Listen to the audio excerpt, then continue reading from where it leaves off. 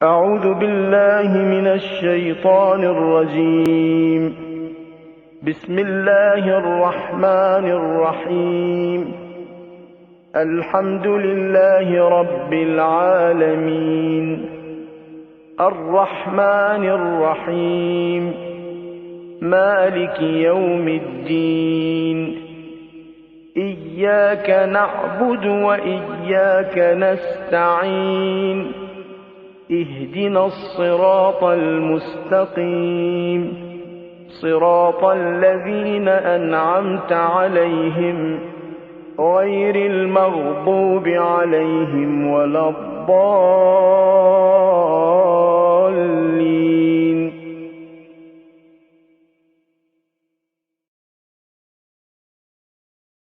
اعلان میں 5 منٹ گزر گئے. اب یہ آئیے آخری 2 سوال.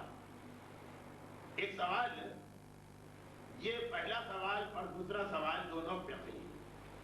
پہلا سوال آج ہی کا ہے, دوسرا سوال 3 دن پہلے کے ایک مسئلے کا ایک حل ہے.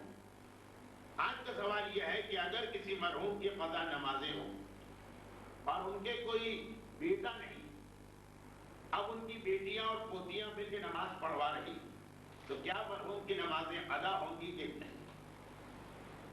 جی ہاں, بالکل ادا ہو جائیں گی. کوئی اس کے اندر رکاوٹ یا اشکال نہیں. اس لیے کہ اصل مسئلہ یہ ہے کہ مرحوم کی قضا نماز اس کے بڑے بیٹے پر واجب ہے, لیکن اس کا مطلب یہ نہیں ہے کہ اور کوئی اسے ادا کر ہی نہیں سکتا. واجب بڑے بیٹے پر, یعنی قیامت کے دن سوال بڑے بیٹے سے ہوگا, لیکن بڑے بیٹے کے علاوہ آپ کا تو سوال یہ تھا کہ کسی کا بڑا بیٹا ہے ہی, ہم اس کی مثال دے دیں کہ بڑا بیٹا ہے, پھر بھی بڑے بیٹے کے علاوہ ہر مومن اور مومنہ یہ اجازت ہے کہ کسی بھی مرنے والے کی قضا نماز اپنی خوشی سے پڑھ سکتے بھی ہیں اور پڑھ سکتے بھی, اور کسی سے پڑھوا بھی سکتے. بس فرق یہ کہ اگر دوسروں نے یہ نماز نہیں پڑھی اور پڑھوائی تو قیامت میں ان سے پوچھا نہیں جائے گا, اور اگر کسی مرنے والے کی نماز پڑھ لی یا پڑھوا لی تو ان کو قیامت میں اجر و ثواب ملے گا. بڑے بیٹے کا معاملہ یہ کہ اگر اس نے پڑھی یا پڑھوائی تو اسے ثواب ملے گا, اور ادا نہیں کروائی تو وہ گناہ گار ہوگا. اور لفظ یاد رکھیے کہ بڑے بیٹے کے علاوہ کوئی, ہر مومن اور مومنہ یہ اختیار رکھتا. آپ نے جو مثال دی اس میں تو ان لوگوں کا مرحوم سے رشتہ بھی ہے, ایک کے والد ہیں ایک کے دادا, کوئی رشتہ بھی نہ ہو. بیٹھے بیٹھے اس وقت ہمیں کوئی مرحوم اپنے شہر کا یاد آ گیا, کوئی جان پہچان تو ہوگی تبھی تو یاد آیا, لیکن نہ کوئی رشتہ, نہ کوئی دوستی, نہ کبھی ملاقات. تو ہم نے کہا کہ بیچارے کی کچھ نمازیں ہیں ہم پڑھوا دیتے, بالکل اجازت.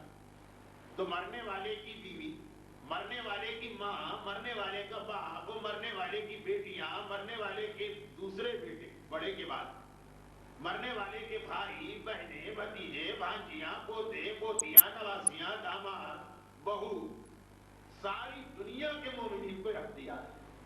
البتہ مومن ہونا شرط ہے کہ وہ اگر نمازیں ادا کروائے گا تو اسے ثواب ملتا جائے گا, اور جتنی نمازیں یہ لوگ کروا لیں اگر بڑا بیٹا ہے تو اتنا بوجھ اس پر سے کم ہوگا. کیوں؟ مرنے والے کے بڑے بیٹے پر بھی مرحوم کی قضا نماز خود پڑھنا واجب نہیں. اگر خود پڑھنا واجب ہوتی تو یہ مسئلہ صحیح تھا کہ کسی اور کو اجازت نہیں ملے. پڑھنا واجب نہیں, مرنے والے کی قضا نمازیں ہو جانا چاہیے. چنانچہ بڑا بیٹا بھی خود پڑھنے کے بجائے پیسے دے کے پڑھوا سکتا ہے, بغیر پیسے کے کسی سے درخواست کر کے پڑھوا سکتا ہے. یہ بات ذرا میں نے پھیلا دی, اتنا لمبا تو آپ کا سوال بھی نہیں تھا, لیکن اسی لیے کہ خالی سوال تک کیوں محدود رہا جائے, پورا مسئلہ ہی واضح کیوں نہ ہو جائے. تو خلاصہ یہ نکلا کہ آپ کے یہاں آپ کے سوال میں جو معاملہ ہے اس میں تو بالکل اجازت, لیکن جہاں بڑا بیٹا زندہ بھی اور پڑھنے میں تیار بھی ایک تو یہ ہے کہ بڑا بیٹا ہے لیکن نالائق ہے، نامعقول ہے، نہیں پڑھنا چاہتا، لیکن جہاں تیار بھی ہے وہاں بھی اس کے دوسرے بھائی، اس کی بہنیں وہ آ کر اس کا ہاتھ بٹا سکتی ہیں اور ہر ایک کو اجر و ثواب ملے گا۔ سوال نمبر 2 اور آخری سوال، یہ سوال اصل کی 3 دن پہلے کی جو اصل مجلس تھی اس کے ایک مسئلے کا حل ہے، اس میں تو ایک پریشانی بیان کی گئی تھی، اب بعض مومنات نے اس کے بعد دریافت بھی کیا۔ یہ وہی چند مومنات تھیں کہ جن میں اتنا صبر و حوصلہ تھا کہ وہ بیٹھی رہی پروگرام میں اور انہوں نے سنا، تو اس کے بعد ان کا ایک سوال آیا جو بالکل عقلی سوال ہے، منطقی سوال ہے۔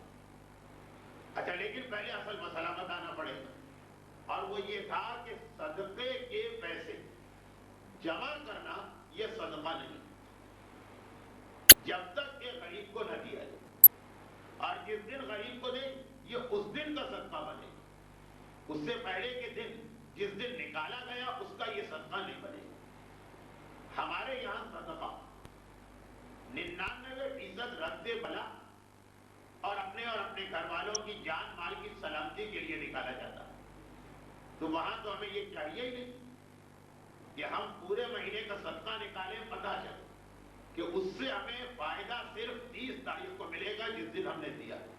ہم تو پہلی سے 29 تک اس لیے نکال رہے ہیں کہ روزانہ ہمیں فائدہ ملے۔ تو مسئلہ یہ بنا کہ وہ صدقہ نہیں کہ جو آدمی اپنی مرضی سے، یہ لفظ اپنی مرضی میں نے کیوں کہا اس کی وضاحت آگے، اپنی مرضی سے پیسے نکال کے ایک طرف رکھ دیتا اور پھر 1 مہینے یا 2 مہینے کے بعد ادا کرتا، تو یہ جس دن ادا کیا اس دن کا صدقہ ہے، اس سے پہلے کا صدقہ نہیں۔ جب یہاں پر یہ مسئلہ سننے کے بعد پہلے تو مومنات میں 2 گروہ ہو گئے، اس کی بات نہیں کر رہا کہ جو چلی گئی، جو رہ گئی ان میں کہ یہ مسئلہ جو بتایا گیا یہ کیا صحیح بتایا گیا، کیونکہ اتنے سالوں سے ہمارے ہندوستان اور پاکستان کے تمام علاقوں میں اس پہ عمل ہو رہا، کوئی چیز جو اتنے طویل عرصے سے ان پریکٹس ہو یہ کیسے غلط ہو سکتی؟ کچھ نے تو مان لیا کہ جو مسئلہ بتایا گیا تو جب منبر پہ بیٹھ کے بتایا گیا تو ذمہ داری سے بتایا گیا ہو، کیونکہ اس دن تو واقعاً منبر تھا، آج میں کرسی پہ بیٹھا ہوں جو محاورتاً منبر، اس دن تو واقعاً منبر تھا۔ تو لیکن کچھ کے ذہن میں یہ شک آیا کہ مسئلہ ایسا ہوگا نہیں۔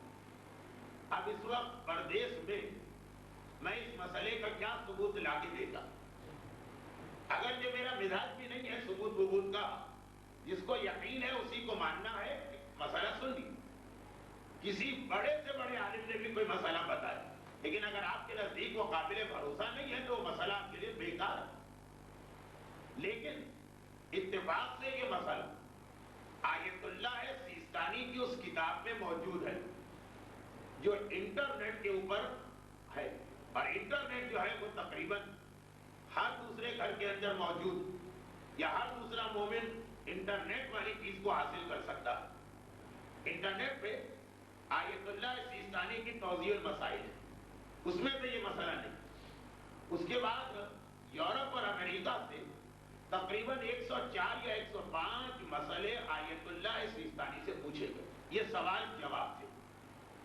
جیسے پرسوں آپ نے دیکھا ایک سوال جواب کا سیشن ہوا، وہ تو 20-22 سوال تھے کہ مومنات گھبرا گئے، وہ تقریباً 125 کے قریب سوال جواب، یہ بھی انٹرنیٹ کے اوپر آ چکے ہیں، اور اس لیے توضیح سے زیادہ اہم کہ توضیح تو ویسے بھی ہمارے گھروں میں موجود ہے، ہم پڑھ سکتے ہیں، یہ مسائل توضیح کے بعد کے، مثلا میوزک کے بارے میں بہت ساری باتیں ابھی تک واضح نہیں ہو پا رہی ہیں کہ حرام میوزک کیا ہے، حلال کیا ہے۔ 3-4 سوال میوزک سے متعلقہ پوچھے گئے، اور چونکہ سوال جواب ہے، توضیح میں تو یہ ہے کہ جو مجتہد نے لکھا بس وہی ہمارے سامنے، ہم اگر کچھ پوچھنا چاہتے ہیں تو توضیح میں آگے موجود نہیں، یہ تو سوال جواب کہ جس نے ریڈیو سنا، ٹیلی ویژن دیکھا، اسکول میں اپنے بچے کو داخل کرایا، اس کے لیے جو مسئلے پیدا ہوئے وہ آیت اللہ سیستانی کو بھیجوائے گئے، انہوں نے جواب دیا، عربی میں کتاب چھپی، انگریزی ترجمہ ہوا، اس انگریزی ترجمے کو انٹرنیٹ پہ داخل کر دیا گیا، کرنٹ لیگل افیئر، یہ اس کتاب کا نام ہے، جس کے اندر یہ 100 مسئلے، اس کے اندر صدقے کا صرف ایک مسئلہ پوچھا گیا، 105 مسائل میں صدقے کا صرف ایک مسئلہ، اور یہی مسئلہ ہے کہ صدقے کے جو پیسے ہم نکال کے رکھتے ہیں کیا وہ صدقہ ہے؟ اور اس کا جواب ہے کہ جی نہیں، وہ صدقہ نہیں۔ باقی میوزک کے مسئلے ہیں، شراب کے مسئلے، غیر اسلامی ملک سے آنے والے گوشت کے مسئلے، اس سوئمنگ پول کے مسئلے ہیں کہ جہاں مرد اور عورتیں، یقیناً غیر مسلم عورتیں، مرد اور عورتیں ایک ساتھ سوئمنگ کر رہی، بینک کے انٹرسٹ کے مسئلے، تاش کا مسئلہ ہے، شطرنج کا مسئلہ ہے، اور آج تک جن کے یہاں اولاد نہیں ہوتی تو خاص طریقے سے جو اولاد کے آپریشن ہوتے اور ٹیسٹ ٹیوب اور اس کے علاوہ اس سب سے متعلقہ 8-10 مسئلے، یہ ساری چیزیں دیکھیے، اگر میں بیان کرتا تو یہی 2 گھنٹے کی تقریر بن جائے۔ میں نے 2 گھنٹے کے مسائل آپ کو 3 منٹ میں اشارہ دے دیا۔ آپ میں سے جو انٹرنیٹ تک پہنچ سکتی خالی وقت میں یہی ایک کام کریں، آپ کی بھی عبادت ہے اور آپ کے بچوں کی بھی۔ خیر، یہ تو ہو گیا اس کا جواب کہ جو مسئلے پر یقین ہی نہیں کر رہی ہیں تو انہیں کیسے یقین دلایا جائے۔ ویسے جو کتاب انٹرنیٹ پر آئی، سوالن جواب توضیح نہیں، یہ کتاب آپ آغائے سیستانی کے دبئی میں وکیل آغائے مرتضیٰ کشمیری سے بھی مل سکتی، اگر کتاب کی شکل میں چاہیے تو وہاں سے ملے، اور اس کے اندر پھر کہہ دوں صرف ایک مسئلہ صدقے کا، اور وہ وہی بدقسمت مسئلہ ہے جو 2 گھنٹے 3 دن پہلے بیان ہونے کے بعد بھی واضح نہیں ہوا۔ اب آئیے جن کو مسئلے پر یقین آ گئے ان کا سوال یہ ہے کہ پھر ہم کریں کیا؟ ہاں، اس کا بہت مختصر جواب سن لیجیے۔ آج میں اس پوزیشن میں نہیں یہ خواتین کے بائیکاٹ کو اس لیے برداشت کروں کہ پھر اس کے کفارے میں اب کا مجلس پڑھوں، وہ تو اگلے سال ہی ہو سکے، تو اس لیے بس بات کو تفصیل میں نہیں لے جا رہا ہوں، یہاں پہ ختم کر رہا ہوں۔ صدقہ، اس کے حوالے سے اس پریشانی کے 2 علاج تو میں نے بتا دیے۔ نمبر 1، کسی غریب سے اجازت لے، نمبر 2، مجتہد یا اس کے وکیل سے اجازت لے۔ حجت الاسلام علامہ سید ذیشان حیدر جوادی صاحب قبلہ بھی آیت اللہ سیستانی کے وکیل، اور حجت الاسلام آغائے سید مرتضیٰ کشمیری آیت اللہ سیستانی کے وکیل ہیں، جو صرف ایک ٹیلی فون کے فاصلے پر موجود۔ یہ دوسرا طریقہ۔ تیسرا طریقہ یہ کہ ابرا، یہ باقاعدہ ایک طریقہ ہے صدقہ دینے کا، ابرا، اس کی تفصیل میں جانا بیکار ہے، مختصر یہ کہ صدقے میں 2 چیزیں اسلام نے بتائی، صدقہ دینے کے 2 طریقے بتائے۔ پہلا تو وہی ہے جو آج کل چل رہا ہے، پیسے نکالو۔ دوسرا طریقہ ہے پیسے معاف کرو، یا پیسے دو یا پیسے معاف کرو، دونوں صدقے، دونوں کا برابر کا سوال۔ معاف کرو کا مقصد یہ ہے کہ ہم نے کسی کو قرضہ دیا ہوا اور وہ آدمی صدقہ لینے کا حقدار بھی، اب آج ہمیں صدقہ نکالنا، تو ایک تو یہ ہے کہ ہم 5 درہم الگ سے نکال کے رکھیں، اور ایک یہ ہے کہ ہم نے اپنے ذہن میں سوچا کہ فلاں آدمی کو پاکستان میں ہم نے 500 روپے بچے کے اسکول کی فیس کے لیے دیے، اس میں سے میں نے 100 روپے اس کو معاف کر دیے بطور صدقہ۔ اب جب یہ نیت کریں گے وہ پورا فل فلیٹ صدقہ بنے گا، اپنے تمام فائدوں کے ساتھ اور اپنے تمام ثواب کے ساتھ۔ اس صدقے میں اور یہاں 5 درہم نکال کے رکھنے میں کوئی فرق نہیں، بلکہ جو ایک فرق علماء بتاتے وہ بھی یہ ہے کہ جو صدقے کا کے لیے سہولت پیدا کرتا ہے، فرق یہ بتاتے ہیں کہ جو روپے پیسے کا صدقہ ہم نکالتے ہیں غریب کو دیں، اگر وہ لینے سے انکار کر دے ہمارا صدقہ ختم ہو جائے، اور معاف کرنے میں یہ ہے کہ جس کو آپ معاف کر رہے ہیں وہ معاف انکار کر ہی نہیں سکتا۔ فرض کیجئے اس کو پتا چلا کہ آپ نے 50 روپے اس کو بطور صدقہ معاف کی، وہ کہے مجھے نہیں چاہیے معافی، دے دو اپنے 50 روپے، نہیں، اس میں اس کی مرضی چلے گی۔ عام صدقے میں چلے گی مرضی، کسی کو آپ صدقہ دینا چاہتے اور وہ لینے سے انکار کر رہا ہے، مجبور کسی اور کو دی، ابھی کبھی ایسا ہوتا ہے کہ آدمی کی خواہش ہوتی ہے کہ فلاں آدمی کو ہی یہ ملے، لیکن اس والے میں تو اسے معاف کرنے کا حق بھی نہیں. تو یہ تیسرا طریقہ یہ ہوا کہ کسی بھی غریب گھرانے کو آپ نے سال میں کبھی 2 مہینے 3 مہینے بعد 1000 روپے بھجوا دیں.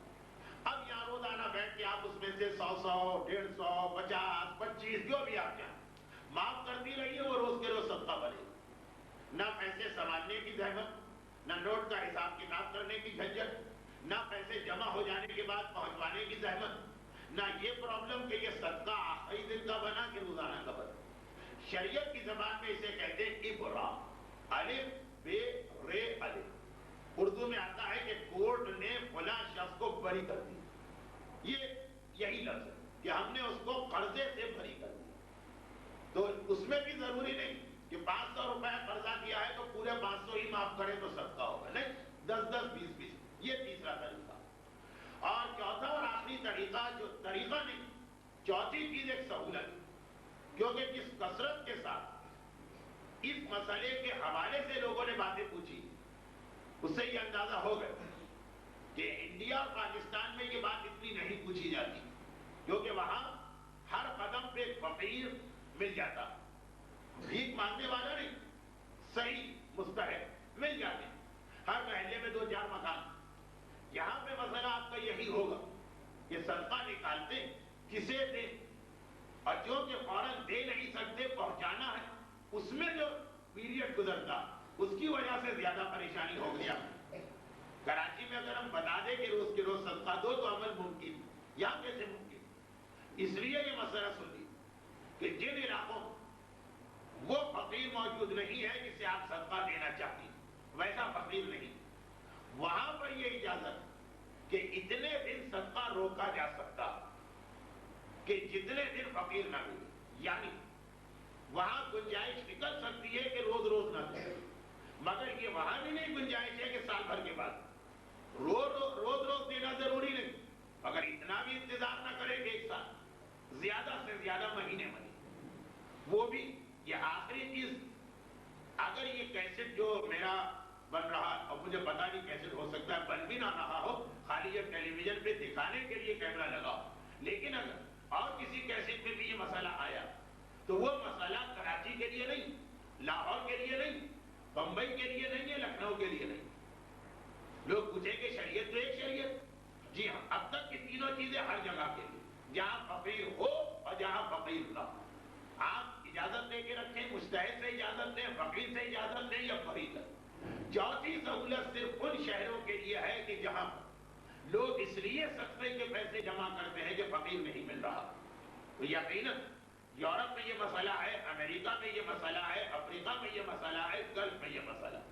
ہندوستان اور پاکستان میں فقیر ملنے کا مسئلہ نہیں، کہ یہ آخری چیز ہندوستان اور پاکستان کے لیے نہیں. وہ یہ چیز کہ فقیر نہ ملنے کی وجہ سے روز صدقہ نکال کر بغیر اجازت کے بھی رکھا جا سکتا، مگر شرط یہ کہ جلد از جلد پھر اسے پہنچانے کی کوشش کی جائے. وہ سال یا 6 مہینے نہیں ہونا چاہیے کہ جیسے لوگ کہتے ہیں چھٹی پر جائیں گے تو پہنچائیں گے. وہ ایک سہولت دی، مگر اس سہولت کو اتنا بھی نہ بڑھا دیں کہ پھر وہاں سے غلطی شروع ہو جائے. بہت زیادہ یہ بیان ہو گیا. بعض خواتین ابھی سے گھبرا رہی ہوگی کہ یہ آثار تو بڑے بے ڈھب لگ رہے، اور اسی انداز سے تو 3 دن پہلے بھی انہوں نے بات شروع کی، ابھی جو شروع کی تو ختم ہونے کا نام ہی نہیں لے رہی. آج یہ کیفیت نہیں ہونا چاہیے، اس لیے معروضہ مکمل. قرآن کریم کے سورہ زلزال، جس کے بارے میں اہم ترین بات یہ سمجھنا کہ یہ سورہ وہ جو امیر المومنین کا سورہ بھی کہلاتا ہے.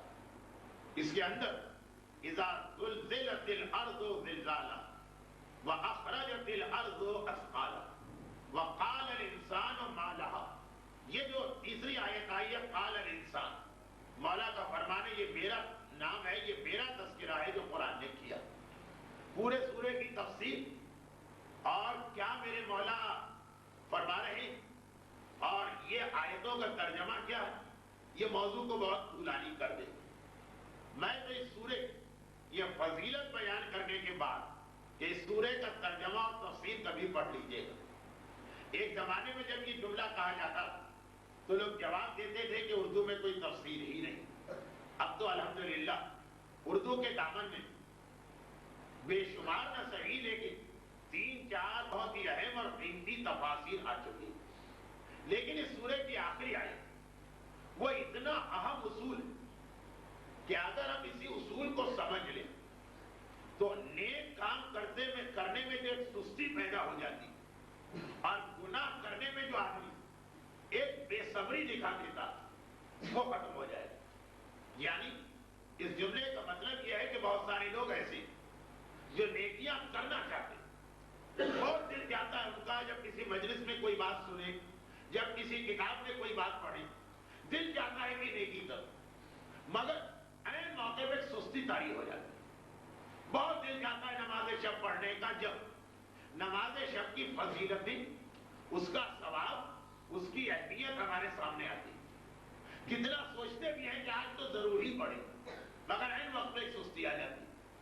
اور اسی طرح گناہوں جب اس کے عذاب کو، اس کی خرابی کو انسان سنتا تو اکثر یہ ارادہ کیا جاتا ہے کہ اس کو نہیں کرے، مگر جب موقع آتا ہے تو بے صبری ہو ہی جاتی ہے.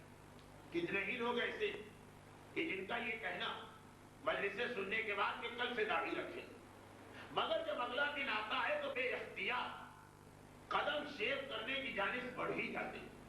کتنے ہی لوگ ایسے ہوتے ہیں کہ جب گانا یا غنا کی مذمت مجالس میں سنتے ہیں یا کتاب میں پڑھتے ہیں یا شہید دست غیب کی گناہان کبیرہ ان کی نگاہ کے سامنے سے گزرتی تو ارادہ کرتے ہیں کہ یہ گناہ کبھی نہیں کرے، لیکن بے صبری ہو جاتی اور جہاں پہ کہنے کا موقع بنا خود بخود کان اس طرف متوجہ ہو جاتے ہیں. تو یہ جو گناہ کرنے میں بے صبری اور نیکی کرنے میں سستی پیدا ہوتی، تو اس کے لیے بھی اسلام نے کچھ علاج ہمیں بتائے، اور خاص طور پر سورہ زلزال کی یہ آخری آیت اگر انسان یقین کے ساتھ اس آیت کا ترجمہ اپنے ذہن میں رکھے، یقین کے ساتھ کہ خدا کبھی غلط نہیں کہہ سکتا، تو کتنے ہی ایسے گناہ ہیں جو خود بخود وہ چھوڑ دے، اور کتنی ہی نیکی ایسی ہے کہ جس کی جانب اس کا ذہن پڑ جائے، متوجہ ہو جائے. آیت کا ترجمہ یہ ترجمہ تو میں نے 3 دن پہلے کیا، لیکن بس ترجمہ ہی کر سکا تھا، اس کے بعد مسائل کی منزل آ گئی کہ جو شخص ایک ذرے کے برابر بھی نیکی کرے، ذرہ، اس سے زیادہ چھوٹی کوئی چیز کائنات میں ہے نہیں جو انسانی آنکھ دیکھ سکے. انسانی آنکھ چھوٹی سے چھوٹی جو چیز دیکھتی ہے وہ ذرہ، ایک ٹینی پارٹیکل. قرآن نے کہا اتنی سی بھی نیکی کرو کبھی ضائع نہیں ہو، تم اس کا اجر، اس کا ثواب اور اس کا فائدہ دیکھ کے رہو. اور وَمَن يَعْمَلْ مِثْقَالَ ذَرَّةٍ، ایک ذرے کے برابر بھی شرن اگر گناہ کرو تو وہ گناہ بھی بھلایا نہیں جائے، اس کا عذاب، اس کی سزا اور اس کا نقصان تو دیکھ کر رہو. میں نے آج اس آیت کی تفسیر دونوں طرف ایک ایک لفظ بڑھا دیا. عام طور پہ یہی کہا جاتا کہ نیکی کا ثواب ملے گا، گناہ کی سزا ملے گی، لیکن میں نے ثواب کے ساتھ فائدے کا لفظ بڑھایا اور گناہ کے ساتھ نقصان کا لفظ بڑھایا، اس لیے کہ ایک یہ چیز بھی آدمی کو ذرا سست کر دیتی ہے شریعت کے بارے میں جب خیال آتا ہے ثواب اور عذاب کا. کیوں؟ اس لیے کہ ثواب و عذاب ہے مرنے کے بعد قیامت کی چیز، اور جو لوگ ذرا سا حالات قبر جانتے ہیں تو چلے قبر کی چیز. اب تو اکثر صاحبان ایمان کے پاس قبر کا تصور بھی نہیں، وہ جو کچھ ہوتا ہے وہ قیامت کا ہوتا، لیکن چلے قبر ہو کے قیامت. اگر ہم کہیں کہ نیکی کا ثواب ہے اور گناہ کی سزا تو ذہن چاہتا ہے کہ یہ تو کوئی 50 سال بعد کی چیز، یہ تو کوئی 100 سال بعد کی چیز. اور قرآن کہہ رہا کہ کان الانسان ظلوما جہولا، انسان جو ہے وہ ہر چیز میں جلد باز، فطرت میں ہے کہ انسان چاہتا ہی کہ جو کام کروں اس کا فائدہ مجھے فوراً ملے. تو ثواب دیکھیے، معرفت رکھنے والوں کے لیے ثواب کی بھی کوئی حیثیت نہیں، معرفت رکھنے والوں کے لیے عذاب کی بھی کوئی حیثیت نہیں. وہ تو شریعت کی پابندی ایک وجہ سے کرتے ہیں، اور وہ وجہ کیا؟ نہج البلاغہ کا خطبہ بھی میں پڑھ سکتا ہوں، بڑی دقیق بات ہو جائے. اور ایک چھوٹا سا واقعہ بھی پڑھ سکتا ہوں، وہ بہت ہی آسان بات ہو جائے گی۔ چھوٹا سا واقعہ سن لیجیے۔ وہ یہ ہے کہ کسی شخص نے بازار سے غلام خریدا۔ پہلے زمانے میں اسی انداز سے غلام اور کنیزے بازار میں بکتے جیسے ہمارے بازاروں میں جانور فروخت کیے جاتے ہیں۔ اب پاکستان کے ہر شہر آپ نکل جائیے، کہیں نہ کہیں جانوروں کی منڈی لگتی ہے۔ کراچی کے اندر باقاعدہ بکرا پیڑی تھی، اب تو خیر ختم ہو گئی، لیکن مثلا کوئی لیاقت آباد سے حسن اسکوائر چلا جائے، ایک سلسلہ ہے کہ جانوروں کے ریوڑ کے ریوڑ موجود۔ اسی طریقے سے پہلے زمانے میں کنیزے اور غلام بھی رسیوں سے باندھ کے کھڑے کیے جاتے، آدمی جا کر اسی طریقے سے ان کو خریدتا جیسے جانور خریدے جاتے۔ چونکہ خواتین ہمارے یہاں جانور نہیں خریدتی، اس لیے ان کو زیادہ سمجھ میں بھی نہیں آیا ہو، لیکن جو جانور خریدے جاتے بہت ٹھوک پیٹ، کان دیکھا اور آنکھ دیکھی اور ناک دیکھی اور چلا کے دیکھا اور پورے جسم کو تھپتھپا کے دیکھا، اور غرض یہ کہ باقاعدہ طور ایک قسم کا اس کا اوپر سے آپریشن ہو رہا ہے، اس طرح سے غلام اور کنیزے خریدے جاتے ہیں۔ خیر، ایک شخص کا واقعہ، اس کی تفصیل میں جانا بیکار ہے کیونکہ اصل موضوع غلامی اور کنیزی کی مذمت نہیں، لیکن جب بھی کوئی شخص غلام خریدتا تو غلام بکری سے تو بہرحال زیادہ مہنگا ہو، غلام بہرحال بھیڑ سے یا مرغی سے تو زیادہ مہنگا ہو۔ جانور ہم خرید کے لاتے ہیں، ہمیں اس کی بڑی فکر ہوتی ہے کہیں مرمرا نہ جائے، چارے کا انتظام کرتے ہیں، پانی کا انتظام کرتے ہیں، باہر برفباری ہو رہی ہے تو اس کو سردی سے بچانے کا انتظام کرتے ہیں، جبکہ جانور کو تو 2 دن بعد ذبح کر کے اس کا گوشت کھانا، غلام کو تو مستقل اپنے گھر میں رکھنا۔ تو جب غلام خرید کے لوگ لاتے ہیں تو غلام سے 2-3 سوال ضرور کرتے ہیں۔ یہ آدمی جب غلام کو لے کے آ رہا تھا اس نے بھی وہ سوال کی۔ پہلا سوال یہ کیا کہ بھائی تم کیا کھاتے ہو؟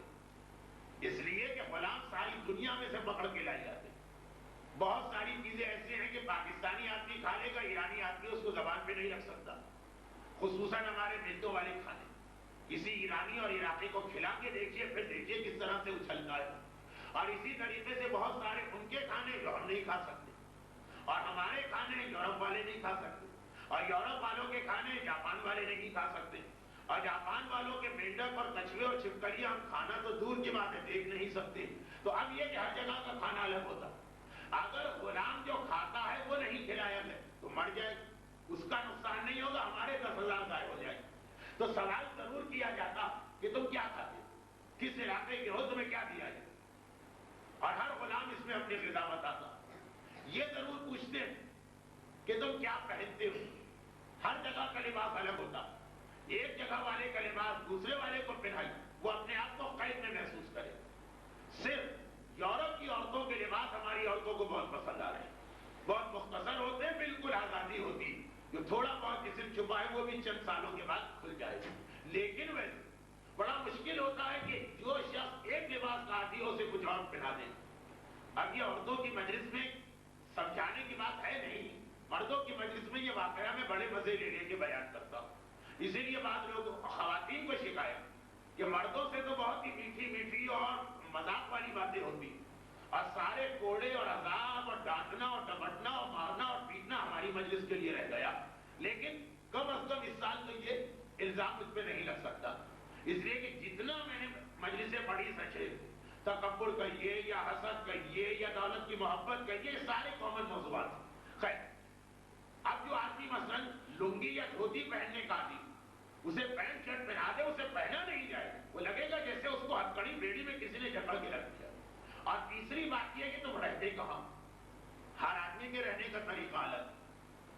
جب پاکستان میں یہ کراچی میں پہلی مرتبہ فلیٹ سسٹم آیا تو کتنے بزرگوں کو نیند نہیں آتی تھی، وہ کھلے آسمان کے نیچے چارپائی بچھا کے سونے کے عادی، اب نیند نہیں آئے کہ آدمی بے چین ہو جائے۔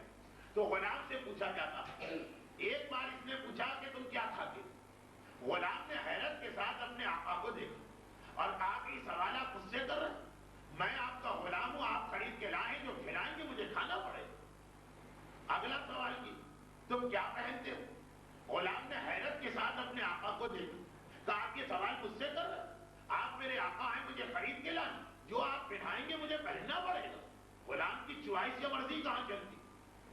اچھا بھائی تم کہاں رہنا پسند کرتے ہو؟ تمہیں کمرے میں جگہ دی جائے کہ صحن میں جگہ دی جائے کہ درخت کے نیچے چارپائی بچھائی جائے کہ باہر سروینٹ کوارٹر بنایا جائے؟ کیا حیرت کے ساتھ دیکھو، آپ مجھ سے پوچھ رہے آپ نے مجھے خریدا ہے، آپ میرے آقا ہیں، جہاں آپ سلائیں گے مجھے سونا پڑے گا. میں غلام، اس میں میری مرضی کیا؟ بس عین یہ سوال جواب جب ہو رہے تھے تو گھر میں داخل ہو چکے. رونا آنکھوں میں آنسو. گھر والوں نے دیکھا کہ غلام خریدنے گئے، غلام تو خرید کے لائے مگر روتے ہوئے آ رہے. حیرت کے ساتھ کہا آپ رو کیوں رہے؟ کہا اس غلام نے مجھے رلا دیا، میں نے اسے بنایا نہیں، میں نے اسے خلق نہیں کیا، میں اس کا خالق نہیں، میں اس کا پروردگار نہیں. پیسے دے کے خریدا تو یہ کہتا ہے جو آپ کھلائیں گے کھانا پڑے گا، جو آپ پہنائیں گے پہننا پڑے گا، جہاں آپ رکھیں گے رہنا پڑے گا.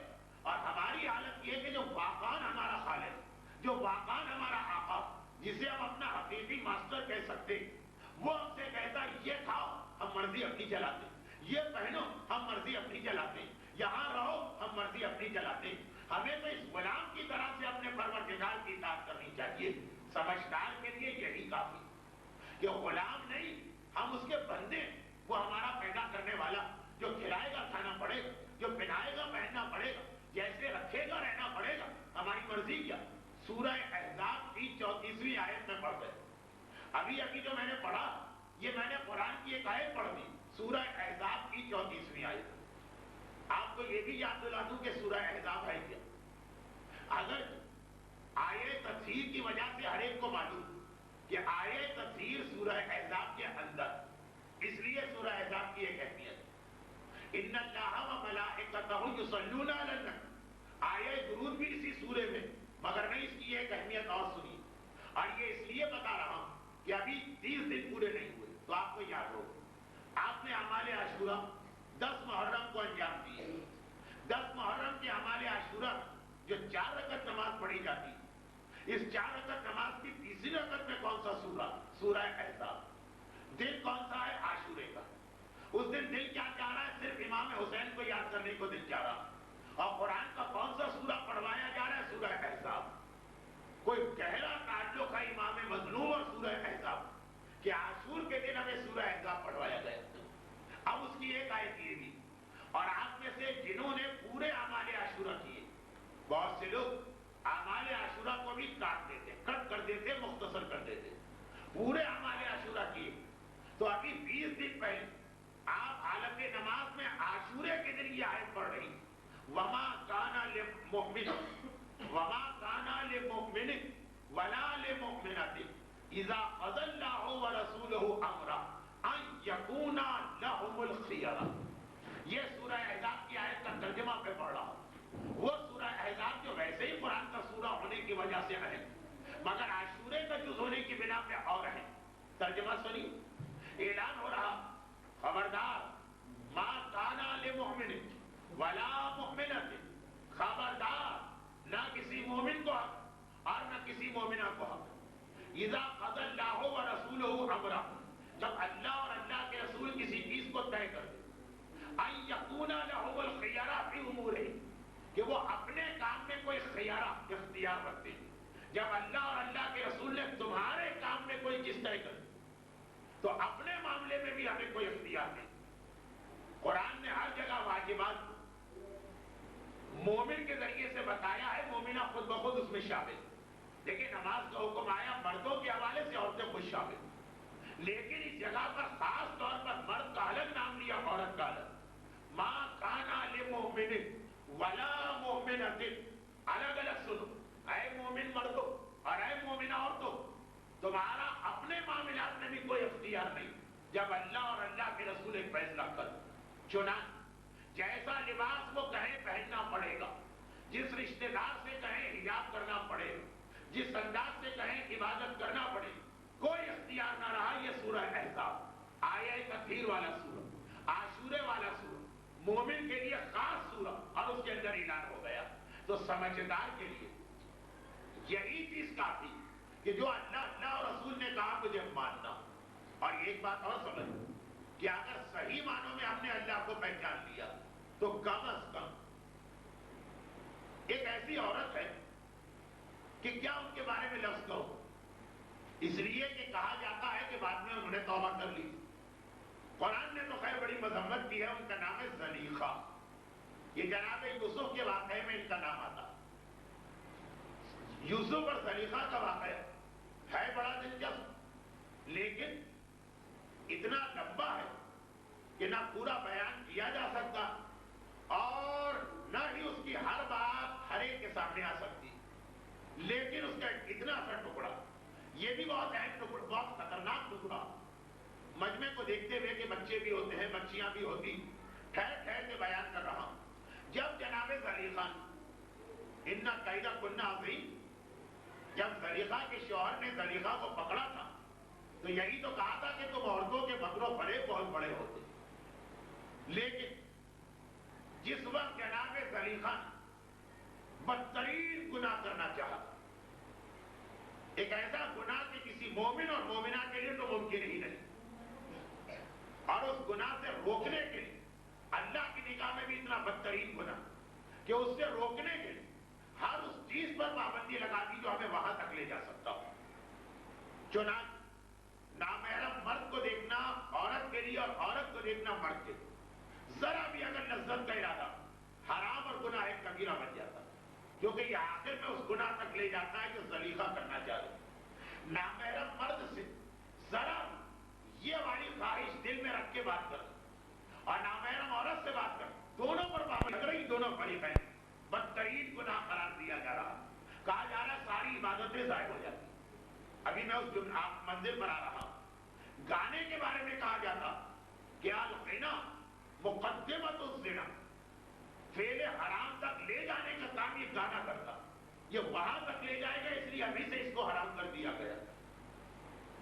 نامحرم کے ساتھ بات، نامحرم سے کو دیکھنا، نامحرم کو چھونا، اس کے سامنے بے حجاب جانا، یہ 8-10 جو گناہ، اس کی ایک بڑی وجہ وہ بتائی گئی. اور قرآن نے یہاں پر وہی بات کہی جو میں نے 2:22 کہ کوئی مرد اور کوئی عورت کبھی یہ سوچ کر یہ عمل کرے ہی نہیں کہ مجھے اپنے آپ پہ بڑا کنٹرول ہے، میں کوئی حرام کر ہی نہیں سکتا. چنانچہ میں بات کر لوں تو کیا ہے، ضرورت کی بات صحیح، جائز بات صحیح، لیکن جہاں سے وہ پہلو آتا. لیکن نکاح میں تو جائز نکاح بھی نہیں چلے. ہم نے کہا جی بہن سمجھ کے فلاں عورت کے بال دیکھ رہے ہیں، وہ بھی نہیں چلے. بات چیت میں تو اتنا آ گیا، لیکن باقی چیزوں میں تو جائز کا تصور ہی نہیں. لیکن قرآن اس کی جو وجہ بتائی وہ بڑی عجیب. کیا ارشاد ہو؟ فَلَا تَخْضَعْنَا بِالْقَوْلِ فَيَطْمَعُ الَّذِي فِي قَلْبِهِ مَرَضٌ. یہ سورہ احزاب، عاشورے کا سورہ، حسین مظلوم کا سورہ، اہل بیت کے اطہار کا سورہ. اور میں مجلس پڑھ رہا ہوں اہل بیت کی کنیزوں کے ساتھ اور اہل بیت کے غلاموں کے سامنے جو کچھ لوگ یہاں موجود. آیت کا ترجمہ سنو. اور یہ آیت بھی بڑی عجیب جگہ پر آئی. اس سے پہلے کی آیت گزری ہے نبی اولیٰ من المؤمنین بانفسہم وازواجہم امہاتہم. نبی ہر مومن پر حق رکھتا اور اس کی بیویاں تمہاری ماں ہیں. قرآن نے ہم ماں بنائے. ماں بنانے کے بعد کیا تھا؟ فلا تخضعن بالقول. دیکھو نبی کی بیویوں اپنے بیٹوں سے، ابھی قرآن نے یہ رشتہ بنایا. ایک تو ہمارے یہاں کراچی، لاہور، بمبئی میں رواج ہے جی وہ فلاں میری بہن ہے، وہ فلاں میرا بھائی. یہ تو ہمارے بنائے ہوئے رشتے ہیں، ہمارے بنائے ہوئے کی کوئی حیثیت نہیں ہوتی. لیکن جس کو اللہ نے بنا دیا، اللہ بھی کہہ رہا ہے کہ بنایا تو ہے رشتہ، لیکن خبردار اے نبی کی بیویوں، امتیوں سے کبھی نرم لہجے میں بات نہ کرو. فَيَطْمَعُ الَّذِي فِي قَلْبِهِ مَرَضٌ. جس کے دل میں ٹیڑھ ہے، خرابی ہے، بیماری ہے، تمہارا نرم لہجہ اسے موقع دے گا، خرابی بڑھے گی، اس کے دل میں ایک لالچ پیدا ہو. اب اس سے زیادہ کھل کے قرآن نبی کی بیوی کے بارے میں کیا بتا. لیکن جو رشتہ اللہ نے بنایا کائنات کا مقدس ترین رشتہ، بھائی بہن میں پھر بھی گناہ کا تصور آ جاتا ہے، ماں اور بیٹے کا رشتہ. وہاں بھی کہا کہ موقع ہی سامنے والے کو کیوں دو کہ اس کے دل میں خرابی پیدا ہو. اے نبی کی بیویوں تم مائیں بن کر اپنے بیٹوں سے سخت لہجے میں بات کرنا. ایسا نہ ہو کہ تم تو اپنے آپ کو ماں سمجھ کر نرمی سے शैतान सवार हो जाए वो इस नरमी का कुछ और मफहूम निकालता है। जो इस्लाम इतनी सख्ती और एहतियात कर रहा है नबी और उम्मती के दरमियान, जरा सोचिए हमारे और आपके दरमियान जिस अंदाज बहुत से लोग अपने आप पर भरोसा कर, जिसे अंग्रेजी में कहते हैं ओवर कॉन्फिडेंस, कि हम कभी किसी औरत के बारे में बुरा ख्याल नहीं ला सकते, बातचीत शुरू कर दें, वो सिलसिला कहां पहुंचता। और यही खवातीन के हवाले से भी है, क्योंकि आयत में तो असल औरत ही से कहा गया कि तुम्हारी जरा सी कमजोरी सामने वाले को मौका देती है बिगड़ने का। लेकिन ज़लीखा का उसके अंदर जो पैगाम था वो ये नहीं था वो इसके बाद वाला, वो तो ज़िमनी बात आ कि वो बदतरीन गुनाह ज़लीखा करना चाहती कि इस्लाम ने वहां तक जाने के सारे रास्ते बंद कर दिए। हिजाब इसीलिए आया, देखना हराम है, छूना हराम है, सब इसीलिए आया। लेकिन ज़लीखा ने जब ये फेले हराम करना चाहा तो सामने एक अलमारी, खुली अलमारी, पहले जाके उसमें पर्दा डाला, उसके बाद जनाब यूसुफ की तरफ मुतवज्जह हो। जनाब यूसुफ ने दरियाफ्त किया कि ये अलमारी में पर्दा क्यों डाला। खवातीन की मजलिस है और मैं बहुत सी बातें बहुत दबे दबे अल्फाज में कहना चाहता हूं। कुछ गुनाह ऐसे होते कि वो आदमी को ऐसा पागल कर देते कि उस वक्त आदमी एहतियात भी नहीं कर पाता। ज़लीखा भी एक ऐसे ही गुनाह की तरफ। और फिर पर्दा डालने का वक्त मिल गया आखिर क्यों? का इसलिए कि इस अलमारी के ऊपर के खाने में मेरा खुदा बैठा, ये तो अपने हाथ से कुछ बना के पूजा करते थे ना, मुझे उसके सामने गुनाह करते हुए शर्म आ रही, इसलिए मैंने पर्दा डाला है ताकि मेरा खुदा मुझे ना देखे कि मैं गुनाह कर रही हूं। अब या तो आप कहें कि हमारा खुदा भी माज़अल्लाह ज़लीखा की तरह किसी अलमारी में बैठा और पर्दा डालने से काम चल जाए, या हमारा खुदा किसी कमरे में बैठा चुनांचे हम अपना दरवाजा बंद कर लें तो काम चल जाए। और अगर हम कहें कि नहीं मआज़ल्लाह नऊज़ु बिल्लाहि मिन ज़ालिक तआलल्लाहु अम्मा युश्रिकून, हमारा परवरदिगार इन सारी बातों से बुलंद, तो समझदार के लिए तो इतना ही काफी कि जिसे खुदा माना, ज़लीखा जैसी मुशरिका और बुतपरस्त और एक फेले हराम के जोश में मुब्तला, उसने भी अपने झूठे खुदा का इतना एहतराम कर दिया। मोमिन समझदार तो अपने सच्चे परवरदिगार का कितना एहतराम करेगा वही काफी। लेकिन जो अभी इतना एतकाद और ईमान नहीं रखते, उनके लिए कहा गया कि एक बात सुन, कि ये ख्याल न करना कि नेकियों का सारा सवाब मरने के बाद मिले, कि हम वो मिसरा पढ़ दें कि कौन जीता है तेरी जुल्फ के सर होने तक, यानी ये कह दे कि अरे 50 साल बाद का सवाब लेके क्या करो, जो अभी मजा मिल रहा है शराब पीने में, ये अभी ले। सुबह सवेरे नमाज के लिए उठने, जो एयर कंडीशन में चादर तान के सोने का मजा, ये अभी ले।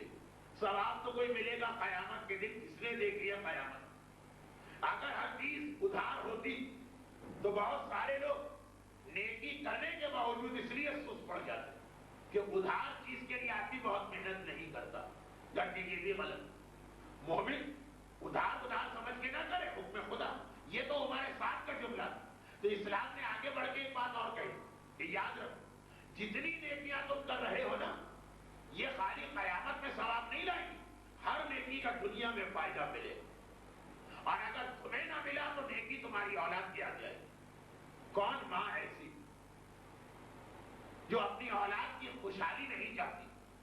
बाप और मां की नेकियां उनकी औलाद के आगे आती, यानी ऐसी ऐसी जगह पे अल्लाह उनकी मदद कर देता, वो खुद हैरान होते, ना हम नमाजी ना हम रोजेदार, ये तुम्हारे बाप और मां की कोई नेकी है कि जिसका खुदा इस दुनिया में फल दिया। और अगर ये कहा जाता कि गुनाह की सजा सिर्फ आखिरत में मिले, तो बहुत से लोग इसीलिए गुनाह कर लेते कि भाई वो तो कोई 50,000 साल है, देखा जाए, गुनाह तो अभी करो। कहा गुनाह का नुकसान भी अभी आता, कभी तुम्हारे सामने आ जाएगा, कभी तुम्हारी औलाद के साथ। एक उसूल याद रखिए, नेकियां और गुनाह फकत कब्र और आखिरत की बात नहीं, वहां की तो है ही। मैं ये नहीं कह रहा वहां कुछ नहीं, वहां तो इतना है कि आप सोच भी नहीं सकती। मगर इस दुनिया में कभी कभार आपको रश्क आता हो, एक परेशानी आप पर है, परेशानी किसी और पर है, आप अब तक उस मुसीबत में हो, वो बड़े अच्छे तरीके से उससे निकल गए, ये उसकी कोई माजी की नेकी है या उसकी मां की कोई नेकी। कभी आदमी परेशान होता कि एक ही मसला मेरे लिए कि उसके लिए। खवातीन मसलन شوہر ظالم اور بہت برا، عورت کی تو ساری زندگی جہنم بنی، اس کا بھی تھا ایسا ہی شوہر لیکن ٹھیک ہو گیا، رش کا ہم اس سے زیادہ نماز بھی پڑھ رہے ہیں، ہم اس سے زیادہ روزے بھی رکھ رہے ہیں۔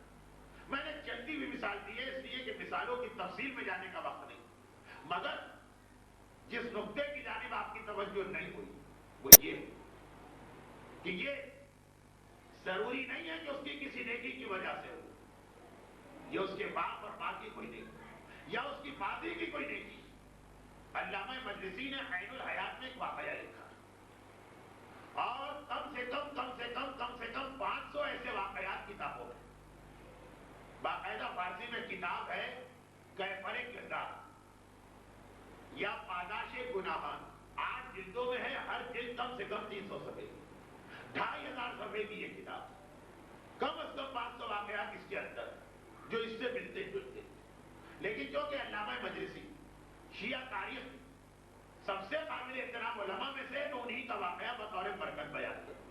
شہر نیشاپور اب تو اجڑ گئے، یعنی اب وہ کہاں نیشاپور جو ایک زمانے میں تھا، ایک زمانے میں بھی نیشاپور آج کے لندن اور نیو یارک اور واشنگٹن اور شکاگو اور ٹوکیو سے بھی زیادہ پڑا اور رونق والا شہر، اب پیسے والا شہر تھا اور علم کا مرکز تھا، اور یہ زمانہ وہی علامہ مجلسی سے کچھ پہلے کا واقعہ لکھتے ہیں کہ وہاں ایک انتہائی دیندار گھرانہ تھا، دو ہی آدمی تھے، شوہر اور بیوی، شوہر بھی انتہائی نیک اور بیوی بھی انتہائی نیک۔ یہ ویسے کم ہوتا، عام طور پہ شوہر نیک ہے تو بیوی گڑبڑ کرتی اور بیوی نیک ہے تو شوہر کوئی نہ کوئی گڑبڑ کرتا، یہ یہاں دونوں بالکل ٹھیک، اور کوئی 15-20 سال اسی انداز سے زندگی گزاری۔ شوہر کا کام تھا زیورات اور جواہرات کا، نیشاپور ویسے ہی دنیا کا بڑا شہر اور پھر جواہرات کا مرکز، نیشاپور کا امیر اور نیشاپور کا خصوصاً فیروزہ، خیر تو یہ اس کا کام تھا۔ البتہ کام آپ خود ہی سمجھ گئی ہوں کہ کام بڑا خطرناک اس نے لیا، وہی جو میری مجلس کے بیچ میں ایک چیز آئی کہ بہت ساری چیزیں ایسی ہوتی کہ جو خود گناہ نہیں ہوتی لیکن گناہ کے اتنا قریب ہوتی ہے کہ آدمی ذرا سی لاپرواہی کرے اور گناہ کر لے۔ جیسے میں نے کہا کہ جائز چیزوں کے لیے نامحرم سے بات چیت کی اجازت، لیکن یہ ایک طرح سے آگ سے کھیلنا، ہر آدمی کو یہ اس اجازت سے فائدہ نہیں اٹھانا چاہیے جب تک کہ اپنے آپ میں اتنا کنٹرول نہ ہو، وہ بھی بات کیا دیکھنے اور چھونا تو وہ تو ہر ایک کے لیے حرام۔ اب یہ پیشہ ایسا ہے سونار کا اور زیورات کا جہاں زیادہ تر عورتوں ہی سے ڈیلنگ ہوتی ہے، عورت سے بات کرنا، عورت حجاب کے ساتھ ہو، ہم حجاب کے ساتھ ہو، عام باتیں، کوئی لذت اور حرام والی باتیں نا، وہ تو گناہ کبیرہ۔ ہمارے یہاں بہت سے لوگ یہ غلطی بھی کرتے ہیں، مردوں میں بھی اور بدقسمتی سے عورتوں میں، کیا غلطی کرتے؟ پیسہ کماتے بڑی محنت سے، خون پسینہ ایک کرتے اور پھٹی ہوئی جیب میں پیسے رکھتے جاتے۔ خواتین شاید نہ سمجھی ہو لیکن اپنے شوہروں کے کرتے ورتے تو آپ ہی سیتی رہتی ہیں یا دیکھتی رہتی ہیں، اگر پتلون کی جیب یا کرتے کی جیب کٹی ہوئی ہے اندر پھٹی تو جتنے پیسے اس میں رکھے جائیں گے فائدہ کیا، وہ سب گرتے جائیں، کما کے لائے اور ضائع۔ بعض نیکی کرنے والوں پر اسی مثال کا اطلاق ہوتا، یہ کون لوگ نمازی ہیں، روزے دار ہیں، نماز شب ہے، مجلس ہے، ماتم ہے، اداکاری ہے، دعائے کمیل ہے، حدیث قصہ ہے، زیارت، اور ساتھ میں کوئی ایسا گناہ کیا جا رہا کہ پتا چلا یہ ساری نیکیاں جس جیب میں رکھی جا رہی ہیں وہ پھٹ چکی، کچھ ایسے گناہ ہیں جو پھٹی جیب کا کام کرتے، نیکیاں جاتی ہیں اور گرتی ہیں، جاتی ہیں اور گرتی ہیں، جاتی ہیں اور گرتی ہیں۔ اس حوالے سے یہ گناہ بھی جو میں نے دبے دبے الفاظ سے کچھ بتا دیا، لیکن یہ اس لیے بتانا پڑے کہ آج دو واقعات ایسے آ گئے، جناب یوسف کا اور ایک سونار کا۔ اب کام تھا بڑی احتیاط والا اور شاباش ہے اس نوجوان کہ اپنی جوانی کا سارا دور گزار، اب تو ادھیڑ عمر ہو رہا، بال سفید ہونے لگے، وہ جوش جوانی ٹھنڈا ہو، وہ سارا دور گزار دیا اور ایک گناہ بھی نہ ہونے پائے، ہے بڑا مشکل کام، اس لیے کہ خاص طور پر انگوٹھی ہے یا چوڑی ہے، اس کو دیکھنے اور چیک کرنے اور پہنانے کے لیے ہاتھ لگ ہی جاتا، مگر اس نے جوانی ساری گزار دی لے لی.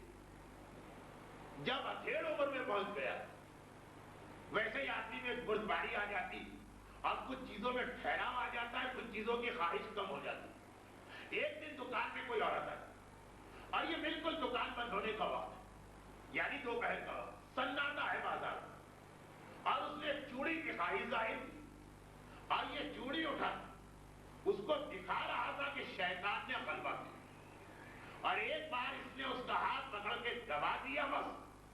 مگر اسی پر اتنی ندامت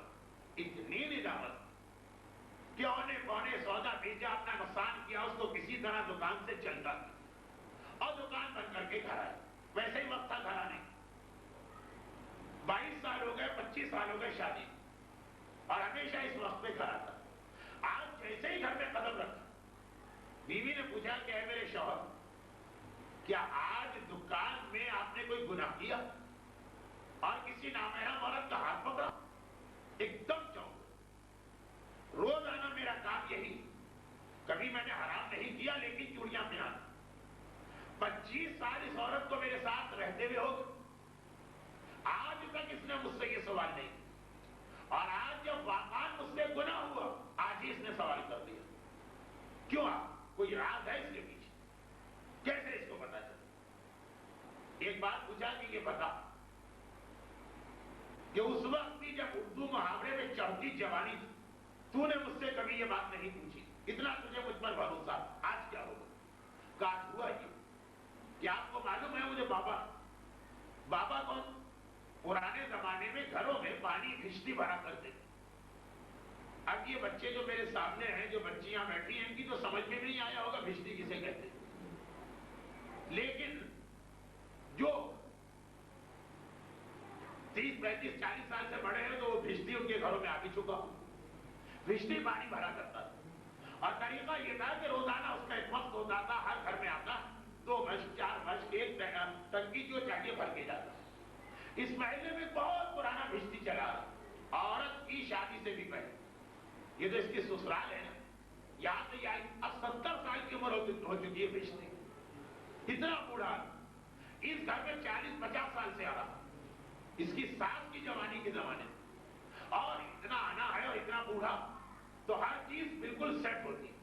وہ ایک وقت پہ آ کے دروازہ کھٹکھٹاتا, عورت کنڈی کھول کے اندر چلی جاتی ہے, کمرے میں حجاب کے. لیکن 70 سال کے ہونے سے حجاب ثابت نہیں, بہت پرانے عرصے سے اس گھرانے سے ہمارے تعلقات ہیں تو حجاب ثابت نہیں. اکثر میں ممبر سے کہتا ہوں کہ 2 پڑوسنے ہیں, اب دونوں کے یہاں بیٹے پیدا ہوئے, بیٹی پیدا ہوئی, ایک دوسرے کی گودوں میں کھلایا ہے, اس کے سامنے کا بچہ ہے, لیکن جیسے ہی 15 سال کا ہو گیا حجاب واجب ہو. ہمارے یہاں نوکروں سے حجاب نہیں ہوتا, دودھ والوں سے حجاب نہیں ہوتا, گھر میں باقاعدگی سے کام کرنے کے لیے جو آتے ہیں ان سے حجاب نہیں ہوتا. کن کی بات کر رہے ہیں؟ جو حجاب کرتی, جو تو کسی سے حجاب نہیں کرتی تو اب دودھ والے سے کیا کرے. لیکن جو باقاعدہ حجاب کرتی ہے ان کی بات, خاص طور پڑوس کے بچوں سے حجاب نہیں ہوتا, خاندان کے ان بچوں سے نہیں ہوتا ہے جو ہمارے سامنے پیدا ہوئے.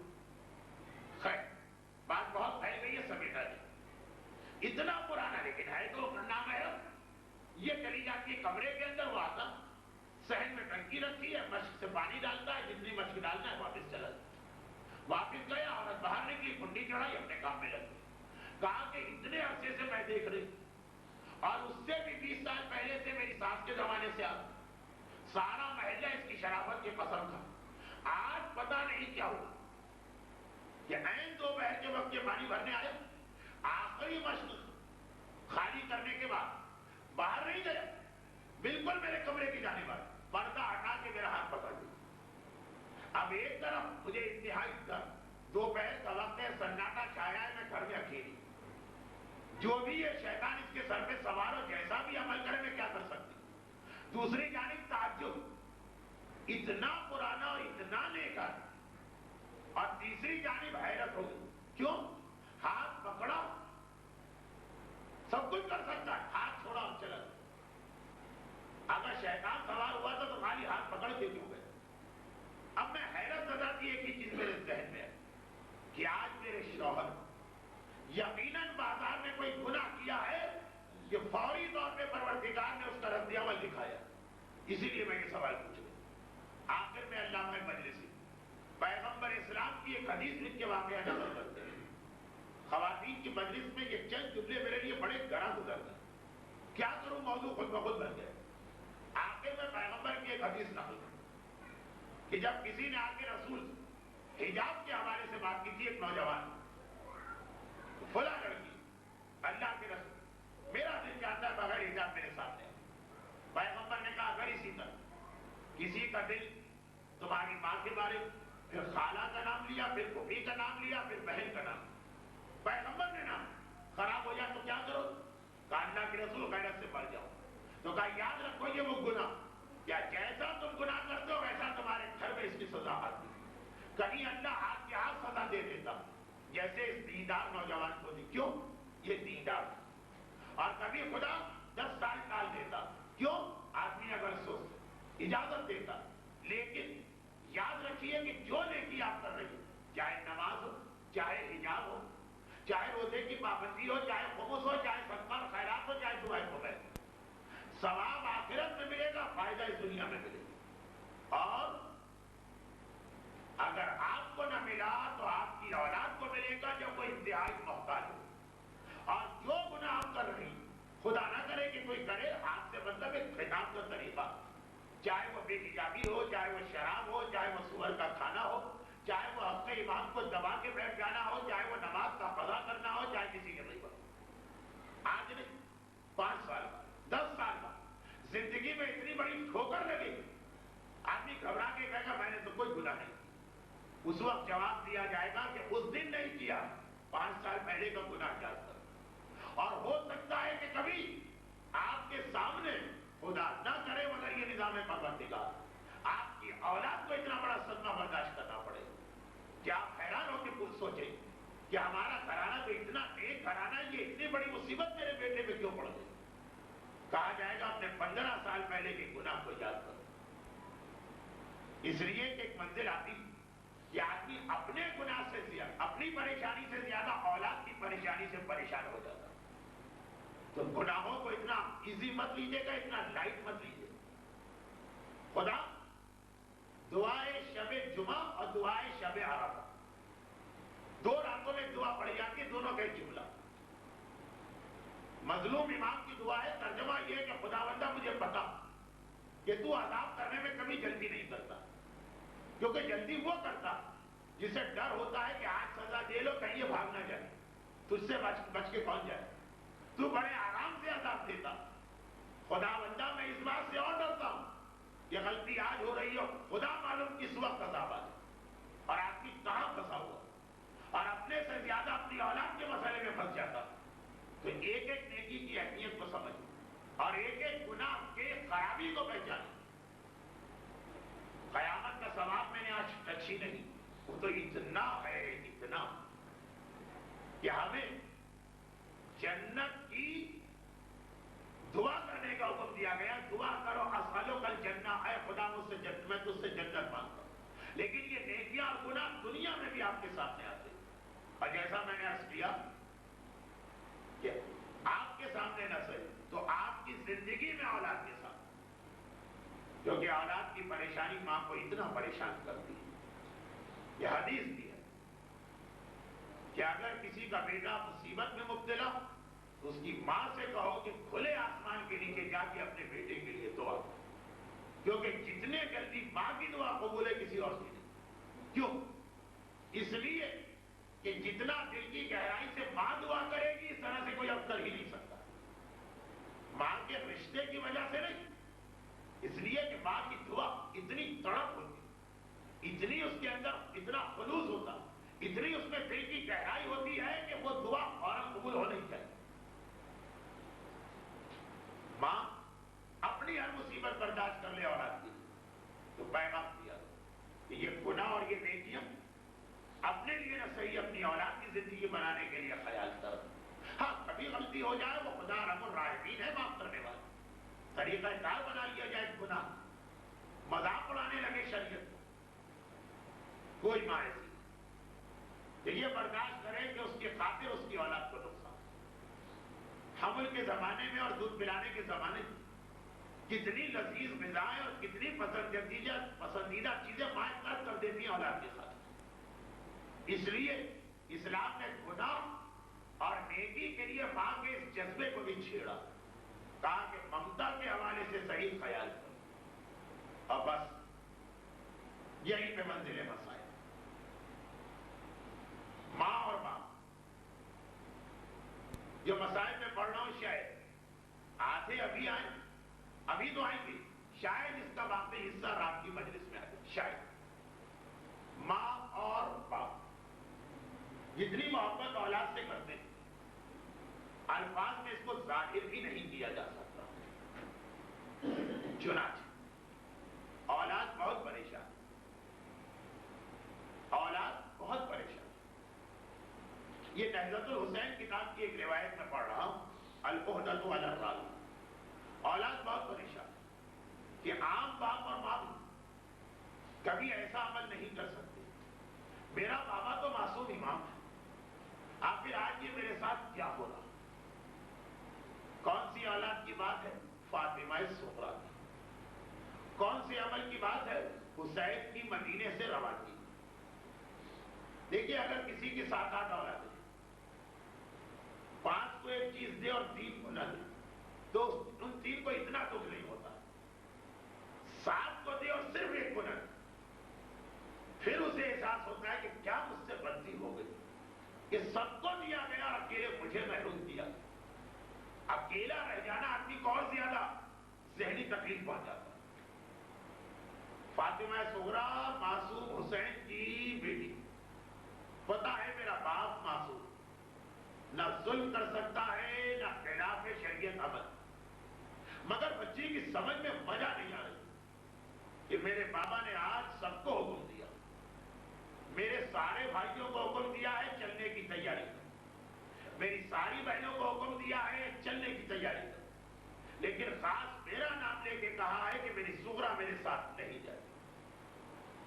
سب بھائی جان اگر ایک آدھ کو اور چھوڑ جاتے، سب بہنیں جا رہی ہیں ایک آدھ کو اور چھوڑ جاتے تو پھر بھی صغریٰ کو ذرا تسلی ہو جاتی، تسکین قلب ہو جاتی۔ بہت پریشان، اور میرا مولا اس مسئلے میں اتنا سخت کہ جب 28 رجب کی سواریاں بھی آ گئی تو حسین نے سیدانیوں کو پیغام بھجوایا چلنے کی تیاری کرو، ہر ایک کو خدا حافظ کہو، لیکن دیکھو میری صغریٰ کے سے کوئی بات نہ کرے، خالی جاؤ دور سے خدا حافظ کہو، واپس آ جاؤ۔ حسین کو معلوم کہ صغریٰ بھی انتظار کر رہی ہے کہ بیوی کی سفارش لے کے حسین کے پاس آ، منع کر دیا کوئی صغریٰ کو سفارش کا موقع ہی نہ دے۔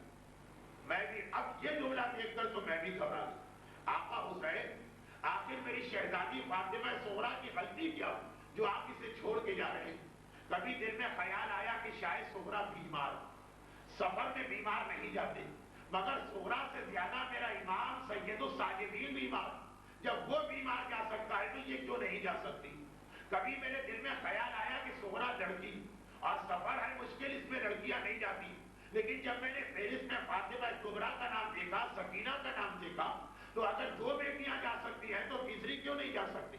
کبھی میرے دل میں خیال آیا صغریٰ بہت کم سے، لیکن جب میں نے 15 دن کے علی اصغر کا نام دیکھا، جب 15 دن کا علی اصغر جا سکتا ہے تو صغریٰ علی اصغر سے تو بڑی تھی۔ اے میرے آقا، میری سمجھ میں نہیں آ رہا کہ صغریٰ کو کیوں چھوڑا جا رہا، مگر اسی کتاب کی اسی روایت سے راز حل ہو گیا، اور وہ یہ کہ جب فاطمہ صغریٰ کو اطلاع ملی کہ بیویاں مجھے خدا حافظ کہنے آ رہی تو شہزادی تیار ہو کے بیٹھی، ہر بیوی سے کہوں کہ سفارش کرے، مگر بیوی تو دور سے آتی، وہیں سے خدا حافظ کہہ کے پلٹ جاتی ہے۔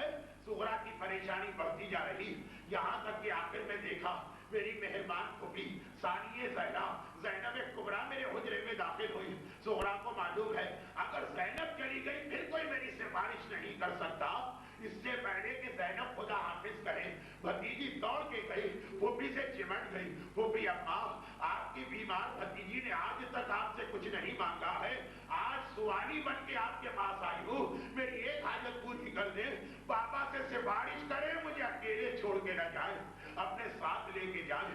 زینب نے سر پہ ہاتھ پھیرا، صغریٰ بیٹی اتنا مت گھبرا، چند دنوں کی بات ہے، انشاءاللہ میں واپس آؤں گی۔ صغریٰ نے عجیب جملہ کہا، آپ حالات میں کوئی بیٹی اپنے باپ کے بارے میں یہ نہیں کہہ سکتی، مگر اس وقت ایسی پریشانی میں ہے، تڑپ کے کہا پھوپھی اماں مجھے پتا ہے آپ تو آئیں گی، میں تو اپنے پاپا کے لیے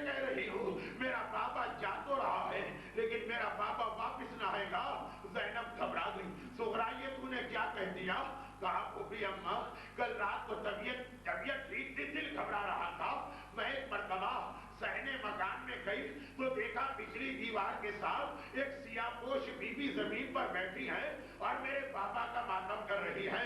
कभी कहती है हाय मेरा लाल, कभी कहती है हाय मेरा बेटा, कभी कहती है हाय मेरा हुसैन। मैंने पहचान लिया, ये मेरी दादी फातिमा ज़हरा जो मेरे पापा का मातम कर रही है। अरे माँ का नाम सुनना था, अब तो ज़ैनब से बर्दाश्त न हुआ। आज सुगरा मैं तेरी सिफारिश करूं। हुसैन के कमरे में दोनों दाखिल हुए, मेरा आका समझ गया। आवाज दी ज़ैनब बहन, मैं तेरी हर ख्वाहिश पूरी करूंगा, मगर देख सुगरा की सिफारिश न करना। ज़ैनब ने घबरा के कहा लेकिन भैया आखिर मेरी सुगरा की गलती क्या है? कहा गलती की बात नहीं है ज़ैनब, तुझे पता है ना मेरे बाद क्या होना है? तुझे कूफा जाना है, तुझे शाम जाना है, बाजारों में जाना है, दरबारों में जाना है, बलवायाब में जाना है, नामहरमों में जाना है। हुसैन हर बेटी की बेपर्दगी बर्दाश्त करे, सुगरा की बेपर्दगी बर्दाश्त नहीं हो सकती। अरे आका किस लिए? का इसलिए कि मेरी बाकी बेटियां या मेरे नाना रसूल खुदा की शबी हैं या मेरे बाबा अली मुर्तजा की शबी, मगर मेरी सुगरा मेरी माँ फातिमा ज़हरा की तस्वीर है। अरे हुसैन अपनी माँ फातिमा ज़हरा की तस्वीर को बेमकना और चादर के नाम हिरमों में कैसे देंगे?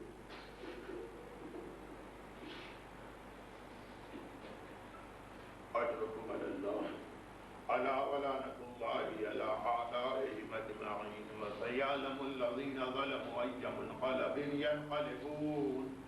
परवरदिगारा फातिमा ज़हरा और हुसैन मजलूम के मसाइब का वास्ता जो आज की मजलिस के बानी और जो आज की मजलिस में शरीक मोमिनात और मोमिनीन, दुनिया के तमाम मोमिनीन और मोमिनात, इनके घरों को, इनकी औलादों को, इनकी जान माल इज्जत और आबरू को दुश्मनाने अहले बैत के हर शब्द और दुनिया और आखिरत की हर परेशानी से महफूज फरमा।